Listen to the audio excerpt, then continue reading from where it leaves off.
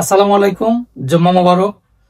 আজকে শুক্রবার, জুমার দিন নামাজ পড়ে আসলাম, তো ভাবলাম কিছু হাদিস শেখা যাক। নিজে শিখলেই হবে না, আপনাদেরকেও জানতে হবে, এই জন্য শেয়ার করছি। হাদিসটা শুনুন, ভালো লাগবে।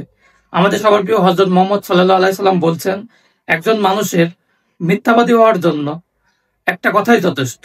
কি কথা? আপনি যা শুনলেন তাই বলে বেড়ালেন। এই কথাটা কিন্তু ছোট মনে হচ্ছে, কিন্তু অনেক বিশাল। আপনি যেটা শুনলেন সেটা বলে বেড়ালেন, এতে দোষের কি আছে? আমি যেটা শুনলাম সেটাই তো বললাম, মিথ্যা কেন? হ্যাঁ, মিথ্যা। কারণ আপনি একটা কথা শুনলেন, সেটা যদি যাচাই না করেন, আপনি আবার বলে বেড়ালেন, তাহলে মিথ্যাবাদী হবেন না? অবশ্যই হবেন। সো কোনো কিছু বলার আগে সেই জিনিসটা সত্য কি মিথ্যা যাচাই করে তারপরে বলবেন।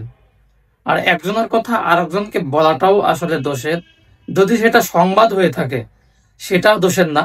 তবে সেই সংবাদটা আসলে সত্য কি মিথ্যা, সেই কথাটা জানাটা অত্যন্ত জরুরি।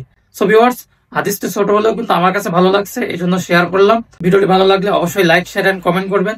দেখা হচ্ছে অন্য কোনো ভিডিওতে। আসসালামু আলাইকুম, আল্লাহ হাফেজ।